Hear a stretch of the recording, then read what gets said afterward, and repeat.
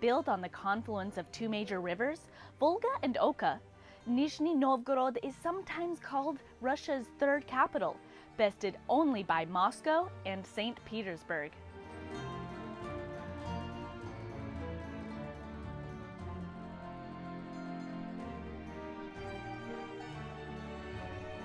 In the ancient times, boats from all over the world would dock on Nizhny shores to trade goods from around the globe.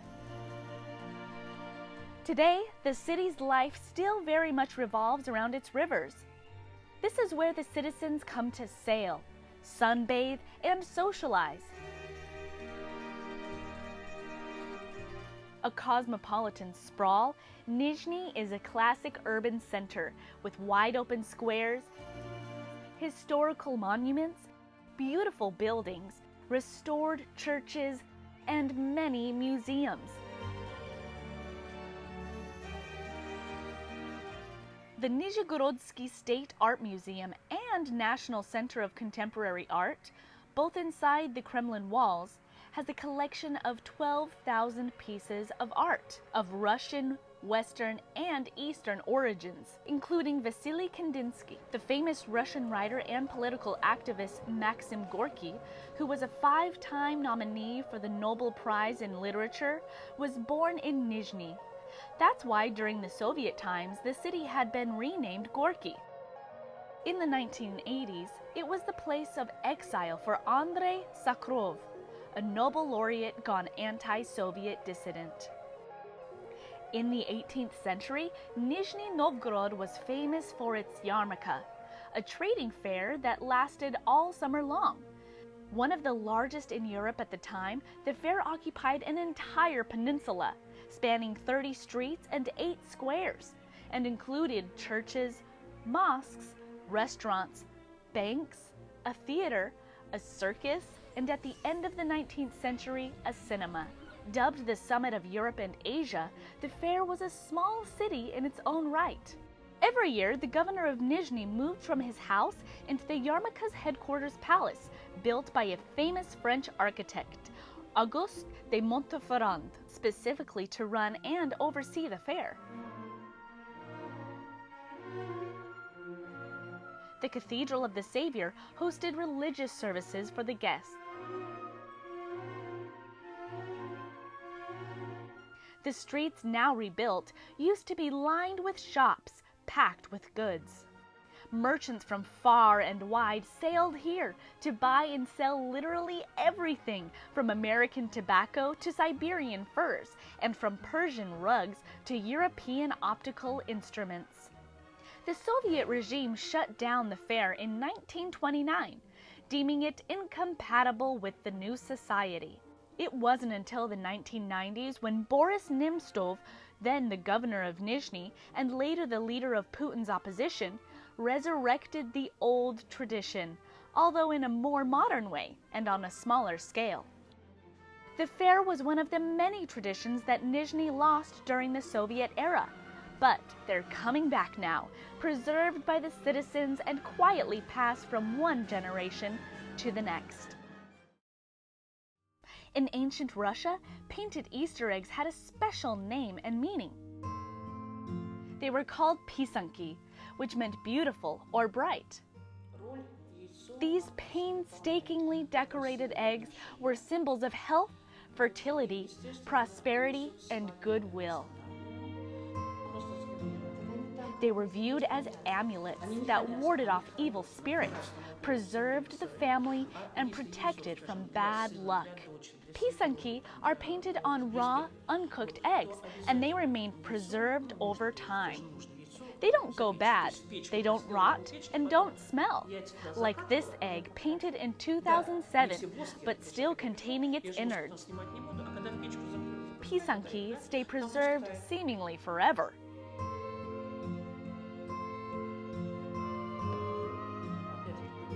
The Easter eggs that are cooked and then painted are different. They have a different name, they don't carry any spiritual meaning, and they do spoil if you don't eat them soon enough. This ancient process was almost entirely forgotten because celebrating Easter was not allowed after the Revolution. Thankfully, some elders managed to preserve it, and now this tradition has been restored. People are painting Easter eggs again, and children are learning the craft as well.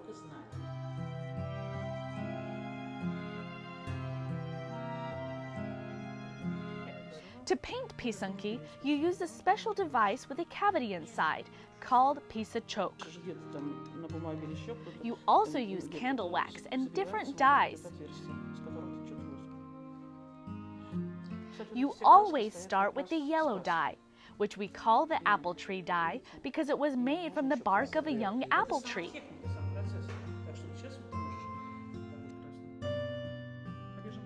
Then you use red dye and other colors.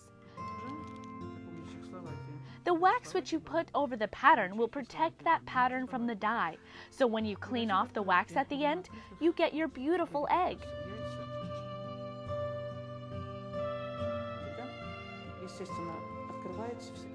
The very process of making pisanki was once considered a magical ritual. It was lengthy, complex, and very meticulous. Every family had its own symbols they painted on eggs. These symbols were considered magic signs that carried a cryptic and powerful message, or a wish to the egg recipient. People didn't paint the eggs for themselves, only as gifts. For Easter, you were supposed to make one for every member of the family.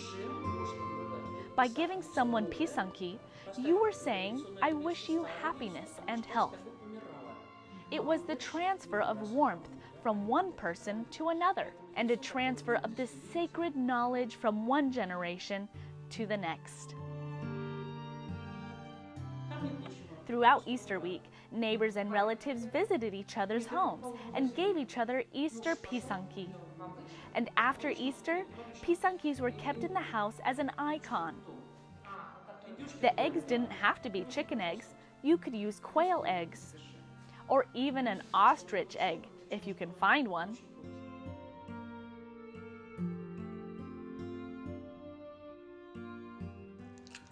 Easter egg painting is not the only heritage people of Nizhny Novgorod have restored in the recent past. Many classic Slavic recipes that all but disappeared from the cookbooks are now popular again. The interest in local and seasonal cuisine is back in Nizhny, and chefs are getting creative. Today, we will prepare an old-fashioned Russian summer dish, a cold soup made from leafy greens and stalks of various vegetables, soaked in a lightly fermented beverage called kvass.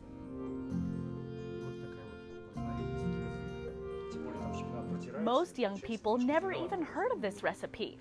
It was basically lost. Only the old people knew how to make this soup. But now people have renewed interest in their culture and cuisine, and this is our very popular summer dish. So first, we're going to chop up a bunch of greens, such as spinach, dill, estragon, stems of beetroots, and whatever else you can pick from your garden in the summer. You can also use carrot stems, garlic stems, cilantro, whatever you can find. You also use sour leaves, which is a spinach-like leafy green that grows in Russia, but with a more piquant, tarty taste. Add some salt to the resulting green heap and pinch and squeeze it a bit so it bleeds out some juice.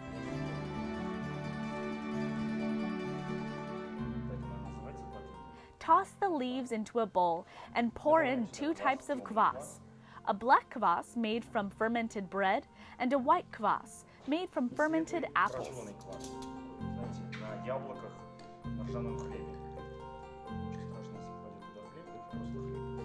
If you want a fancier recipe, you can top it with crayfish. You can serve it with a side dish of smoked sturgeon, a favorite Russian fish. Your leafy soup is ready. Another treat we will prepare today is called Cierniki, which are essentially cooked cheese dumplings. For this recipe, you need some fresh cottage cheese, not very fatty and not very liquidy, otherwise your dumplings will just fall apart on the pan. You add some honey or sugar to the cheese, some flour and vanilla powder, which we grind by hand here in the house.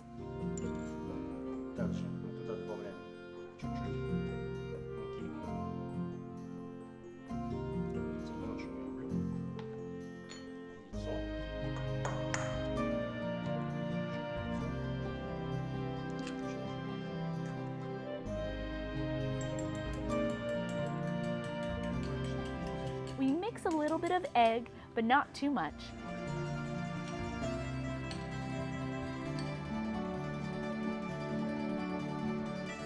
Some lemon zest and mix it all.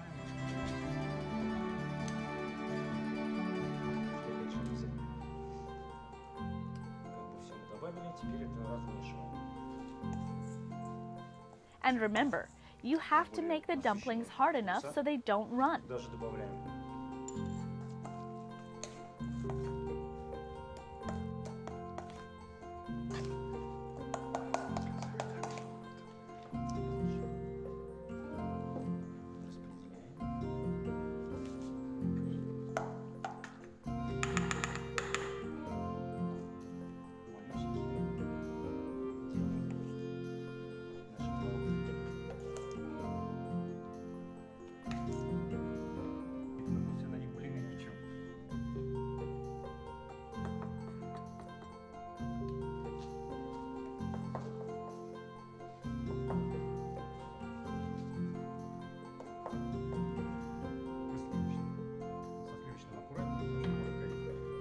The pan is almost ready. It shouldn't be too hot.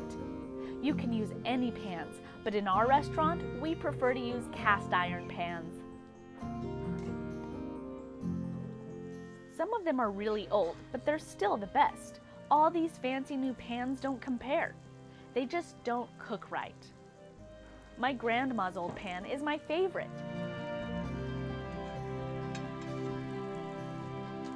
Cook the dumplings on both sides, careful not to burn them.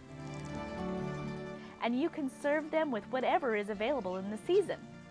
In winter, we garnish them with preserves or honey. Now is the berry season, so we can use strawberries and blueberries. Unfortunately, we have no strawberries today.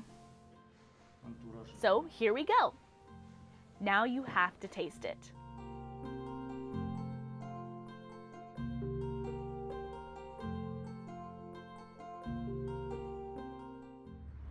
As with any old city, Nizhny's history is steeped in wars. In fact, Nizhny Novgorod owes its very existence to a war between a Russian ruler, Ruriy Dolgoruki, and the Bulgars, a Volga-based nation that lived down south. When the losing Bulgars asked for peace, Dolgoruki insisted on moving the Russian borders further down the river, and went on to build Nizhny Novgorod there.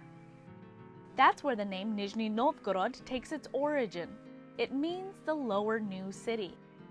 The city's old wooden Kremlin was first erected in 1221. Later, the Mongolian tribes, which swept through Russia in the 16th century, burnt it to the ground. The Kremlin was rebuilt from red brick, and as the legend has it, has never been taken by any enemy since.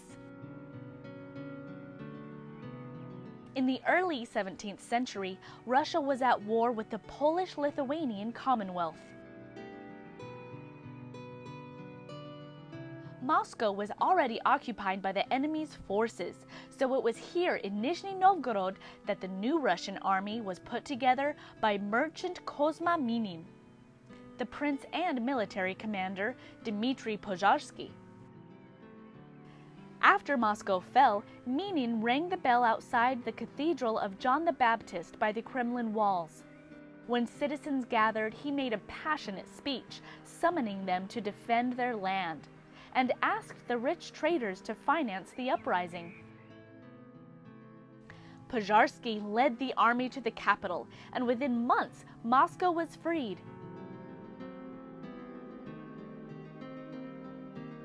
Now, Russia celebrates that victory as a day of national unity on November 4th. On that day, the replica of Lenin's bell rings in his memory. During the Soviet era, Nizhny Novgorod became an industrial center with numerous factories. Most of these factories built heavy machinery, but others created art. To this day, women workers at Ariel, a Christmas ornaments factory, produce handmade and hand-painted decorations, shipped all over the world.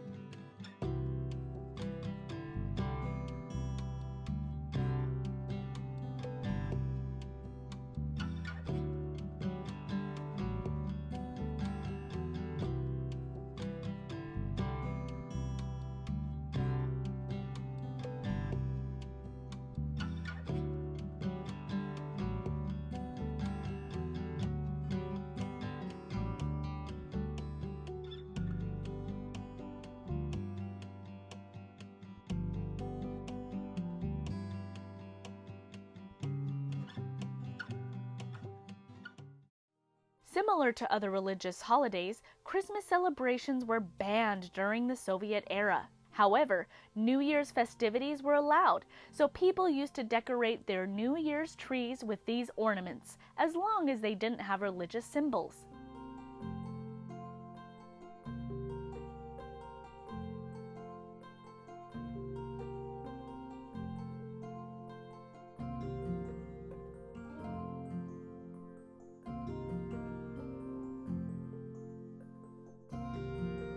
So the artists created other shapes and painted other scenes.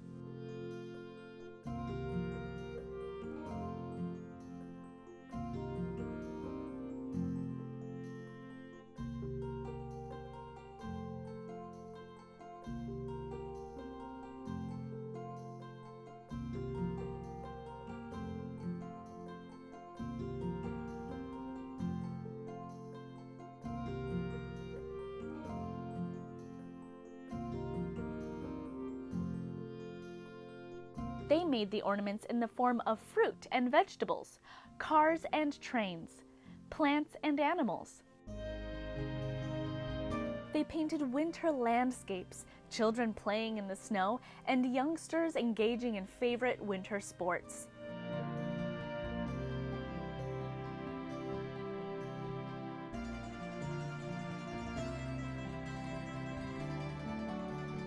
Today, there are no restrictions on what the artists can paint. The nativity scenes are allowed again, and these decorations are exported to Europe and the United States.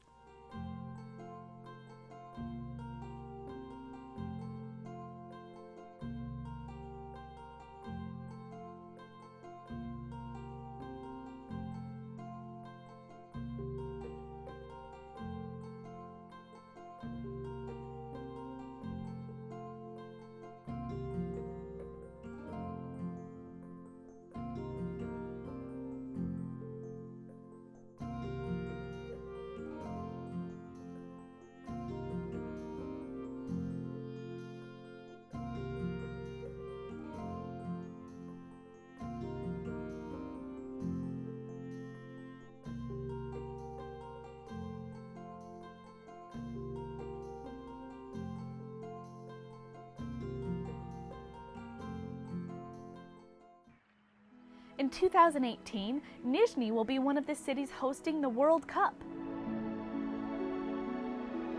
Rivaled only by hockey, soccer is one of the most popular sports in Russia, so the anticipation has already begun. The construction of the new stadium is well underway. It will reside where the city's training fair used to take place, right by the river, which shaped so much of Nizhny's past and present history.